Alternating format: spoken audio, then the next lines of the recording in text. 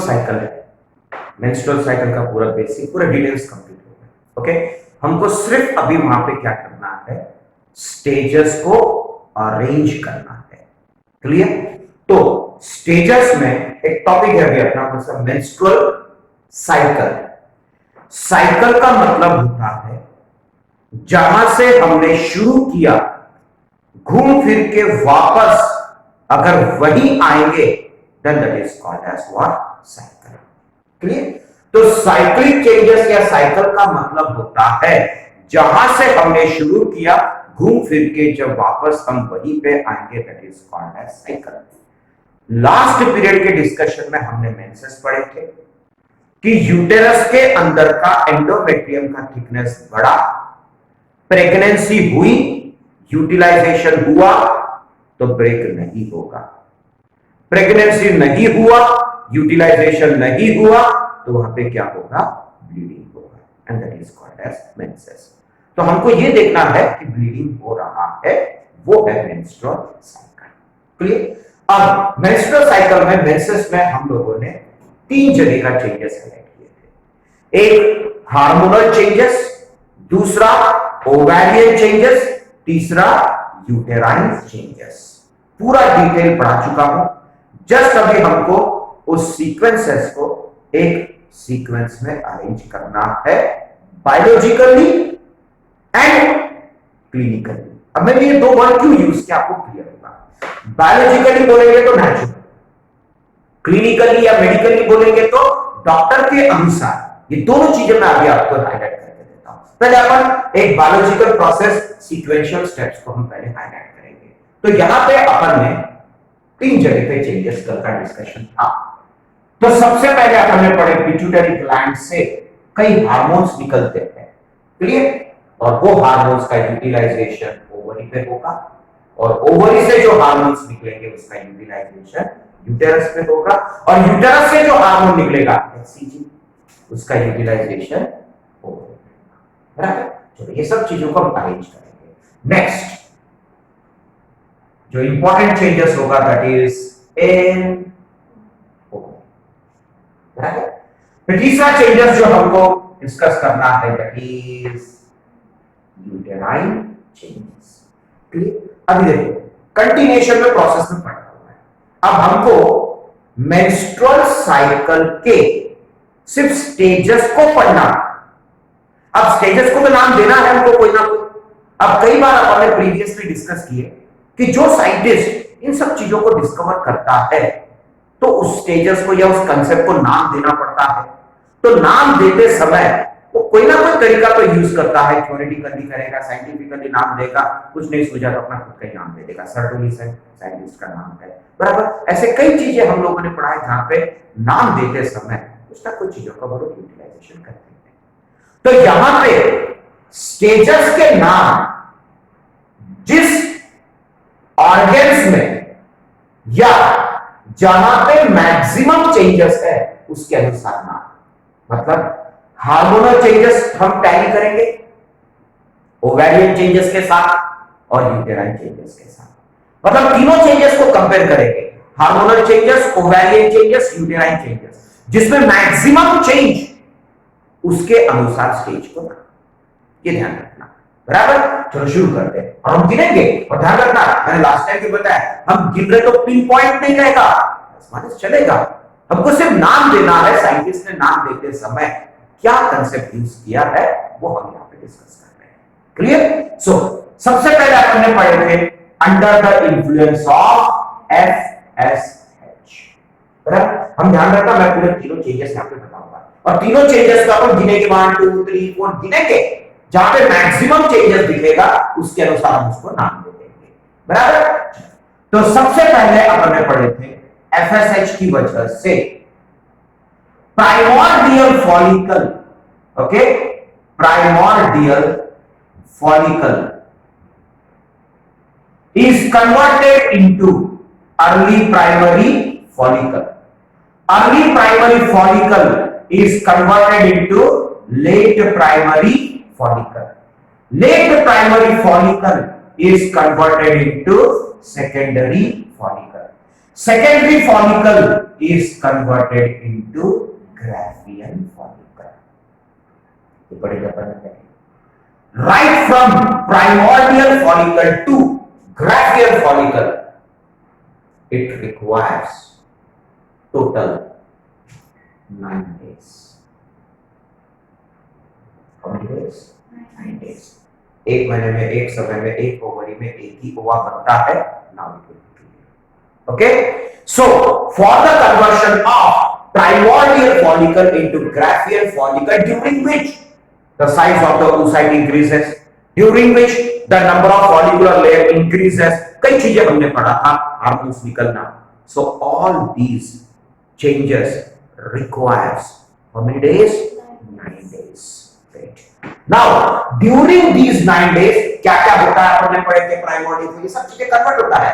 So conversion के दौरान follicular cell का नंबर बढ़ेगा. अब एक एक चेंजेस लेके चलते हैं. बराबर. चलो पहले इसको गिनते हैं. ओवरी में क्या चेंजेस है? Primordial follicle is converted into early primary follicle. Early primary follicle is converted into late primary follicle. Late primary follicle is converted into secondary follicle. Secondary follicle is converted into Graafian follicle. Clear? During these conversions, the size of the oocyte increases. The number of follicular cell increases by mitotic division. Clear? जिसकी वजह से stages में number of follicular layer बढ़ते जाता है. So कहीं ना कहीं अगर हम गिनेंगे तो रफली कितने चेंजेस दिख रहे हैं? 7. बट ये मत सोचना कि 7 है, ज्यादा भी हो सकता है. बराबर. तो कहीं ना कहीं हमको सिर्फ एक एवरेज गिनना है. तो कितने चेंजेस दिख रहे हैं यहाँ पे? कहीं ना कहीं 7 to 8 चेंजेस मिलेंगे आपको, ज्यादा भी हो सकता है. ये हो गया ओवैरियन चेंजेस. नाम देना है हमको. बराबर. फिर हमने क्या पढ़े थे? फॉलिकुलर सेल क्या सीक्रेट करता है? ईस्ट्रोजन. बराबर. अब ये ईस्ट्रोजन यहां से निकलेगा और एंडोमेट्रियल सेल का माइटोसिस करवाएगा. तो चलो अभी पहले हार्मोन की बात करते हैं. तो यहां पे भी दो ही हार्मोन है, एक एफएसएच है और दूसरा ईस्ट्रोजन है. मतलब हार्मोन्स कितने हैं? 2. ओवेरियन चेंजेस कितने दिखे आपको? 7. हार्मोनल चेंजेस कितने दिखे आपको? जस्ट 2. तो फिलहाल अभी ज्यादा किसमें है? ओवरी में फिलहाल. अब देखते हैं इसको भी कैलकुलेट करने में क्या होता है. अब यहां से जो एफएसएच निकला, हम एफएसएच की बात करेंगे नहीं क्योंकि हार्मोनल चेंजेस है. हमको चेंजेस किसका गिनना है? एंडोमेट्रियम. तो अपन ने क्या पढ़े थे? एंडोमेट्रियम में जो एंडोमेट्रियल सेल है उसका माइटोटिक डिवीजन होगा. 1 चेंज. माइटोटिक डिवीजन होने की वजह से उसके बीच में कैपिलरी का नंबर बढ़ेगा, ब्लड का फ्लो बढ़ेगा. बराबर. एंड फाइनली थिकनेस बढ़ रहा है और अंदर का स्पेस कम हो. तो कितने चेंजेस आ रहे हैं? 4 और 5. तो हमने कंपेयर किया तो ओवेरियन में 7-8 चेंजेस है, हार्मोन्स में 2 चेंजेस है, उसके बाद में यूटेरस में 4-5 चेंजेस है. अगर अगर हम कंपेयर करते तो maximum changes are occurring in ovary. तो नाम किसके अनुसार पड़ेगा स्टेज का? ओवेरियन चेंजेस के अनुसार. और ओवरी में भी क्या चेंजेस हुआ है? one follicle is converted into another follicle. That's why this stage is called as follicular phase. या follicular stage. Follicular phase or follicular stage. Correct? तो यहां पे follicular stage, ध्यान रखना कि मैं फॉलिकुलर स्टेज को ओवरी के बाजू में लिख रहा हूं, इसका मतलब वो ओवरी से रिलेटेड नहीं है, वो तो पूरे कंसेप्ट से रिलेटेड है. Just it is the name given according to the maximum changes in that particular changes on site और ऑर्गन. बराबर. टॉपिक है कहीं भी लिखो, बट यहां लिखना कंफर्टेबल फील कर रहे हैं क्या लिख रहे हैं वहां पे. बराबर. तो follicular phase. So first phase is follicular phase. 3 changes है. Ovarian changes, hormonal changes, uterine changes. What are the ovarian changes? The primordial follicle is converted into Graafian follicle through early primary follicle, late primary follicle, secondary follicle and finally Gabriel follicle. देखो गिनते समय तो हमने हर चीज गिना, लेकिन लिखते समय इतना सारा तो नहीं लिखेंगे ना, तो उसको थोड़ा समराइज कर देंगे, बराबर।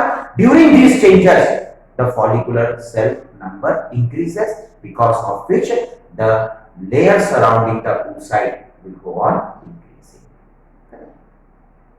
हार्मोनल चेंजेस क्या क्या है? FSH, origin, target, function. उस चैप्टर में बताया था मैंने हार्मोनल कोऑर्डिनेशन से, तीन चीज पे फोकस रखो। निकलता कहां से है, असर कहां पे दिखाता है, क्या असर दिखाता है।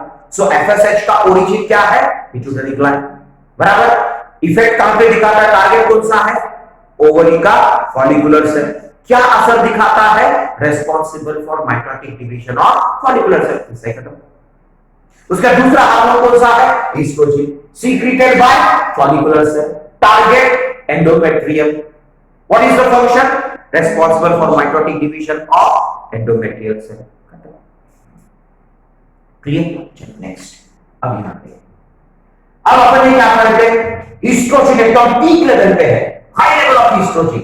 हाई लेवल ऑफ ईस्ट्रोजन के दो फंक्शन बताया था, एक एफएसएच को रोकना और दूसरा एलएच निकालना, बराबर।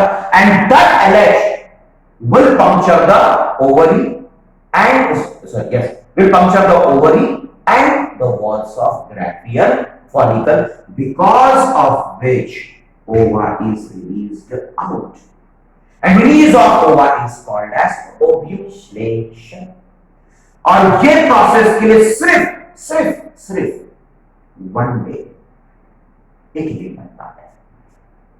अब चेंजेस गिनते फिर से अपन, जिसमें मैक्सिमम चेंज नाम उसके अनुसार ओवरी का चेंजेस गिन लेते हैं। ओवेरियन वॉल ब्रेक्स, बराबर। उसके बाद में walls of Graafian follicle breaks, because of which oocyte is released outside, बराबर। कहीं ना कहीं चेंजेस कितने हुए? 3 से 4। एक तो इधर उधर रहेंगे, सब में 4 चेंजेस सब पकड़ के चलते यहां पे। क्लियर? सो ओवरी में कितने changes? 4 changes. Okay, ovary changes. अब आते हैं यूटेरस पे, कोई चेंजेस नहीं, there is no increase and no decrease, 0 changes, बराबर। कहां पे? यूटेरस में। तो यूटेराइन चेंजेस क्या है? देयर इज नो इंक्रीज और नो डिक्रीज। तो यूटेरस में देयर इज नो चेंजेस, तो 0 चेंजेस। क्लियर? अब आते हैं हार्मोन में। हार्मोन में भी कुछ चेंजेस नहीं है। रीजन, ईस्ट्रोजन तो पहले ही पढ़े थे, तो हाई लेवल ऑफ ईस्ट्रोजन तो काउंट नहीं होगा। जो माइनर चेंज है that is only one, that is release of LH. Clear? तो हार्मोनल चेंजेस में सिर्फ एक ही है, क्योंकि कौन निकल रहा है? एलएच निकल रहा है। सो ओवेरियन चेंजेस कितने हो गए? 3 से 4। यूटेराइन चेंजेस 0, नेग्लिजिबल होगा, थोड़ा बहुत 1 और 2। हार्मोनल चेंजेस कितना है? Clear? LH. Clear the concept? तो maximum changes are taking place in ovary. So नाम किसके अनुसार पड़ेगा? ओवरी के अनुसार। क्लियर? सो ओवरी में हुआ क्या है? ओव्यूलेशन हुआ है। That's why this phase is called as ovulatory phase. क्या नाम है? Ovulatory phase. ओव्यूलेशन हुआ है। क्लियर? अपन ये क्या पढ़ेंगे? जैसे ही ओवा बाहर निकलेगा, ग्राफियन फॉलिकल टूट गया है, टूटा हुआ Graafian follicle is called as ruptured graphic follicle is called as corpus hemorrhagic, is immediately converted into corpus luteum, बराबर। अब ये भी बताया था मैंने कि corpus luteum का लाइफ कितना बताया था मैंने, तो only 14 days, मतलब जो नेक्स्ट स्टेज रहेगा उसका सिर्फ कितना लाइफ है? 14 days। 9 + 1 वेरी गुड, मैथ्स अच्छा है, वो भी सोचना पड़ा। 10 + 14 गुड, क्लियर? तो 24 तो यही हो गया, almost 90% is done here. Okay, तो यहां पे अब 14 डेज का है। अब इसमें भी चेंजेस देखते हैं। ओवरी में कुछ भी चेंजेस नहीं, just one change. What is converted into what? Corpus hemorrhagic is converted into corpus luteum. Other than that, there is no change at all. So, what is the change in ovary? Just the corpus hemorrhagic is converted into corpus luteum. How many changes? 1. लेकिन हम fix नहीं देखेंगे, 1 or 2 changes. During that अपन ने क्या करते हैं, यहां से प्रोजेस्टेरॉन निकलता है और वो प्रोजेस्टेरॉन जाके यहां पे स्टिमुलेशन देता है। लेकिन अगेन हार्मोनल चेंजेस कितने हो गए, जस्ट वन प्रोजेस्टेरॉन। निकलता कहां से है, ओवरी के कॉर्पस ल्यूटियम से। असर कहां पे दिखाता है, एंडोमेट्रियम के ऊपर। क्लियर। अब यूटेराइन चेंजेस देखते हैं। थिकनेस इंक्रीज हुआ कि नहीं हुआ, नहीं हुआ। थिकनेस इंक्रीज करने का काम किसका है, ईस्ट्रोजन का है। अब ईस्ट्रोजन का लेवल कम हो गया, होने वाला है करके वो थिकनेस को मेंटेन करने का काम किसने किया है, progesterone. So oestrogen is going to increase the thickness whereas progesterone is going to maintain the thickness. Don't say increase. अगर increase करेगा तो दोनों साइड का thickness बढ़ेगा बढ़ेगा बढ़ेगा बढ़ेगा बढ़ेगा बढ़ेगा और अंदर की जगह खत्म हो जाएगी। हमको जगह खत्म नहीं करना है, जगह कम करना है। So at one stage the increase in the thickness of endometrium should be stopped and should be maintained constant. Increase is done by estrogen and constant maintenance is done by progesterone. Clear? अब endometrium में thickness बढ़ रहा है क्या, नहीं। लेकिन एक चीज मैंने बताया था, सीक्रेशंस बढ़ते हैं ताकि जब माइक्रोविलाई, पता है ना, ब्लास्टुला माइक्रोविलाई बना के एंडोमेट्रियम में फिक्स हो जाता है। भाई माइक्रोविलाई को एंडोमेट्रियम में पियर्स करना है तो कहीं ना कहीं सरफेस शुड बी सॉफ्ट। तो यहां पे ये प्रोजेस्टेरॉन इस एंडोमेट्रियम के लेयर्स में सीक्रेशंस बढ़ा देगा, ग्लैंड्स का बढ़ा देगा, ग्लैंड्स बढ़ा देगा, ग्लैंड्स बढ़ेगा, सीक्रेशन बढ़ेगा, म्यूकोसल सीक्रेशन बढ़ेगा, because of which the endometrium will become soft. So glands की क्वांटिटी बढ़ा रहा है, सीक्रेशंस बढ़ा रहा है and making the endometrium soft. 3 changes roughly, तो 3 से 4 changes. Hormone just 1 change. Here just 1 change. Corpus luteum, sorry, corpus hemorrhagic converted into corpus luteum. Hormone just 1, progesterone. Here somewhere around 3 to 4 changes. So maximum changes takes place in uterus. So नाम किसके अनुसार पड़ेगा, uterus के अनुसार। Just for our simplicity हम लोग यहां लिख रहे हैं, तो आप बोलोगे सर यहां के चेंजेस यहां लिखो, यहां के चेंजेस यहां लिखो, जबरी हो जाएगा। तो just for understanding purpose of stage का लिख रहे हैं। तो यूटेरस में सीक्रेशंस बढ़ते जा रहे हैं, सीक्रेशंस बढ़ते जा रहे हैं, बढ़ना भी चाहिए ताकि इम्प्लांटेशन सक्सेसफुल हो। तो सीक्रेशंस बढ़ रहे हैं, that's why that is called as secretory। क्या नाम है, secretory phase, because it is enhancing the secretions। क्या कर रहा है, secretion enhance कर रहा है, that's why it is called as secretory phase। Clear.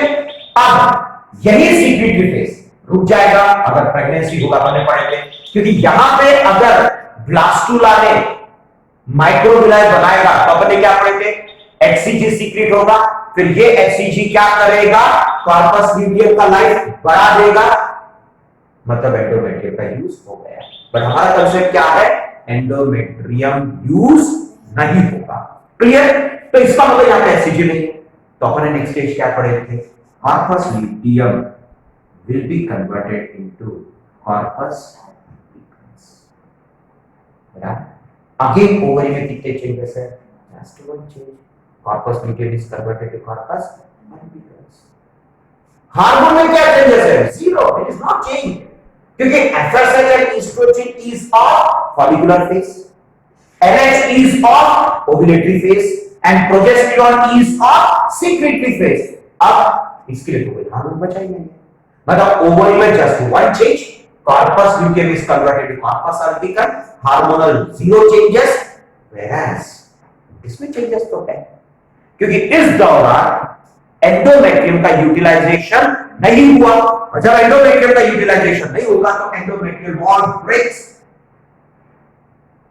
Bleeding starts and the blood has, sorry, the flow has blood, इसे पढ़ाया है, the flow has blood, then tissues, very good, blood vessels blood vessels की जगह specifically हमने रहा अच्छा रहेगा that is capillaries, क्योंकि एवोर्टा है क्या, आर्टरी है क्या, राइट ना, स्पेसिफिकली कैपिलरीज आता है। ओके, म्यूकस सीक्रेशन, ठीक है, तो म्यूकस रहेगा, भरपूर सीक्रेशंस है, and the most important part अगर आपको याद होगा, यस, अनफर्टिलाइज्ड ओवा। बराबर।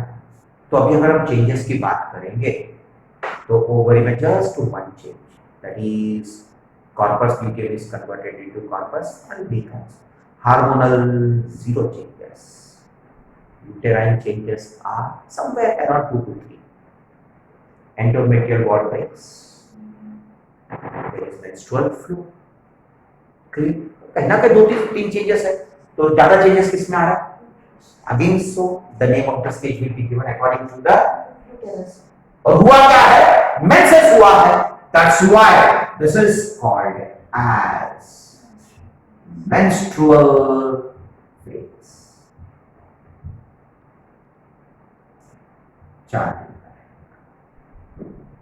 How many? 4 days.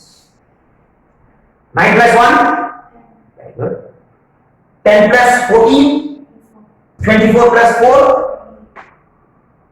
इसीलिए एक महीने में, एक समय पे, एक ओवरी में एक ही। क्लियर हो गया?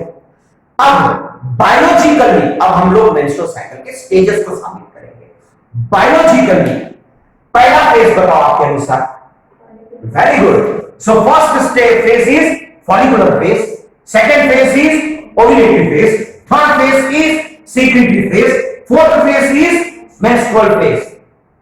शुरू कहां से हुआ, वापस कहां पे आया, खत्म। तो टॉपिक का नाम क्या होना चाहिए, फॉलिकुलर साइकिल, लेकिन हम क्या बोल रहे हैं, मेंस्ट्रुअल साइकिल। कैसे भाई, कहीं डिस्ट्रक्शन से स्टार्ट होगा कि कंस्ट्रक्शन रहेगा भाई, ऑलरेडी कंस्ट्रक्टेड है ना। तो यहाँ पे 2 कंसेप्ट है, एक बायोलॉजिकल और एक क्लिनिकल है। बताता हूँ वो भी है, it's very simple, don't worry about that. Okay, तो यहाँ पे देखो, अगर हम बायोलॉजिकली प्रोसेस की बात करेंगे तो हमारे बॉडी में the first phase is follicular, the second phase is ovulatory, third phase is what, secretory, and the fourth phase is menstrual। अब ये बताओ, ये सब जो चेंजेस हो रहे हैं, ये बॉडी के अंदर हो रहा है कि बॉडी के सरफेस पे हो रहा है? अंदर हो रहा है ना, क्योंकि ओवरी अंदर है, यूटेरस बॉडी के अंदर है, दिखता है ये बाहर से नहीं। ये एफएसएच निकलना, ईस्ट्रोजन निकलना, प्रोजेस्टेरोन निकल के इधर उधर जाना, ये हमको दिखता है क्या? नहीं। तो एक फीमेल के बॉडी में, एक फीमेल का जैसा उस दिन हम लोगों ने एक्सक्रीशन का कंसेप्ट किया था, और उसके बाद में मेल रिप्रोडक्टिव सिस्टम पढ़ाते समय अपन ने क्या पढ़े थे, एब्डोमिनल कैविटी, अपन ने क्या पढ़े थे, पेल्विक कैविटी, फिर अपन ने क्या पढ़े थे, थाई। यही था अपना कंसेप्ट। बाहर से सिर्फ क्या दिखना है, वुल्वा, वही दिखता है ना, वो भी लेबिया नहीं होगा, लेबिया माइनर को दिखता नहीं है, वसाना दिखता है क्या, यूटेरस दिखता है क्या, ओविडम दिखता है क्या, ओवरी दिखेगा क्या? नहीं, ये सब चीजें बाहर से दिखेगा नहीं। तो ये सब चीजें जो हो रही है, ये यहां से फील होगा क्या, दिखेगा क्या? नहीं। Body can feel, no. अंदर में ओवरी में ओवा बन रहा है, क्या अपन फील कर सकते हैं क्या? एक फीमेल फील कर सकते हैं क्या? नो। हार्मोन जा रहा है, आप फील कर सकते हैं क्या? आप देख सकते हैं क्या प्रोटीन विटामिन जा रहा दिखता है क्या हमको? नहीं ना। ब्लड क्या लेके जा रहा है आप फील भी नहीं कर सकते हो। तो ब्लड तो अपना काम कर रहा है, एफएसएच निकल रहा है, लेके जा रहा है, सब बॉडी में प्रोसेस चल रहा है, आप फील भी नहीं करोगे। लेकिन उस महीने में अगर ब्लीडिंग होता है, एक फीमेल फील कर सकता है, क्योंकि फिजिकली दिख रहा है ना, ब्लीडिंग निकलते, ब्लड निकलते दिख रहा है। So a body can experience, a body can feel the menstrual flow. So body can feel which stage? Menstrual phase. मतलब ब्लीडिंग हुआ, मतलब एंडोमेट्रियम यूज नहीं हुआ, और अगर ब्लीडिंग नहीं हुआ मतलब एंडोमेट्रियम यूज हुआ। तो क्लिनिकली डॉक्टर के अनुसार जो मैरिड कपल रहेंगे, अगर उस वाइफ का अगर उस महीने में ब्लीडिंग नहीं हुआ, तो डॉक्टर के अनुसार क्लिनिकली क्या एज्यूम किया जा सकता है, फीमेल में भी प्रेग्नेंट है। कारण ब्लीडिंग नहीं हुआ उस वाइफ का, ब्लीडिंग नहीं हुआ मतलब एंडोमेट्रियम यूज हुआ, एंडोमेट्रियम यूज हुआ मतलब ब्लास्टुला है, ब्लास्टुला है मतलब प्रेगनेंसी। तो डॉक्टर के अनुसार मेंस्ट्रुअल फेज साबित करता है कि एंडोमेट्रियम का यूटिलाइजेशन हुआ कि नहीं हुआ क्लिनिकली, और वो क्लिनिकली हम वो फील कर सकते हैं, we can experience and we can see that phase. इसीलिए क्लिनिकली वो ध्यान में रखना, clinically the first phase is menstrual phase, the second phase is follicular phase, the third phase is ovulatory phase, the fourth phase is secretory phase, fifth phase बोलेंगे नहीं, repeat हो रहा है फिर। तो शुरू कहां से हुआ? बायोलॉजिकली और क्लिनिकली? Very good. बायोलॉजिकली नहीं, तो स्टार्ट कहां से? क्लिनिकली menstrual phase से, खत्म कहां पे? That's why it is called as menstrual cycle। अब देखो पढ़ते समय कितना मजा आता है, क्योंकि हम सीक्वेंस में पढ़ रहे थे, लेकिन बोर्ड एग्जाम में लिखते समय आपको जरूर तकलीफ होगी। कारण आप जब बोर्ड एग्जाम में लिखोगे तो ऐसा नहीं लिखने से चलेगा, आपको क्या करना पड़ेगा, एक चार्ट बनाना पड़ेगा। दे दूंगा मैं आपको चार्ट, सीरियल नंबर, कैरेक्टर्स, पहला कौन सा फेज रहेगा मुझे बताओ? Menstrual phase. दूसरा कौन सा रहेगा मुझे बताओ? Follicular phase. तीसरा कौन सा रहेगा? Ovulatory phase. चौथा कौन सा रहेगा? Secretory phase. बहुत सिंपल है बेटा, ज्यादा टेंशन नहीं है। कैरेक्टर फर्क इतना है कि हम यहां सीक्वेंस मेंटेन नहीं कर पाएंगे, कारण सीक्वेंस मेंटेन करने में बायोलॉजिकल प्रोसेस लगता है, और यहां पहले डिस्ट्रक्टिव है, बाद में कंस्ट्रक्टिव है, बराबर। तो यहां पे बनाएंगे तो डिस्ट्रक्शन कैसे, तो दिमाग में आएगा ना।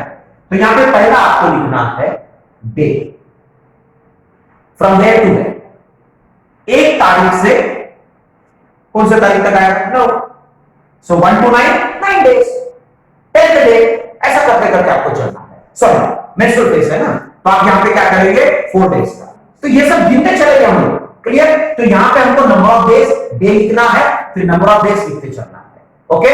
तो ये सब मैं आपको नोट्स में दूंगा जरूर, तो आपको फॉलो करना है। फिर उसके बाद में सेकंड रहेगा नंबर ऑफ डेज।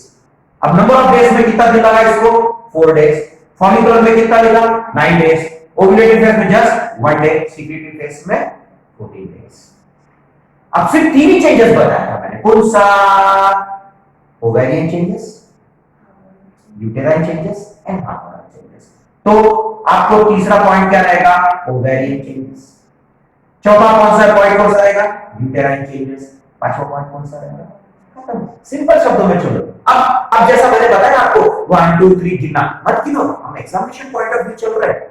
जितना समराइज करना समराइज कर दो, क्योंकि हम बोर्ड एग्जाम में हम ये सब चीजें कोई वैल्यूएट करता नहीं है, कोई वैल्यूएट नहीं करेगा कि कितने चेंजेस, कि यहां मैक्सिमम चेंजेस है, हमको यहां पे 12 13 चेंजेस दिखने चाहिए, यहां पे उससे कम नहीं, वो दिमाग से निकाल दो, कम ज्यादा चलेगा, ठीक है। अब हमको एग्जैक्ट काउंट मेंटेन नहीं करना है, ओके।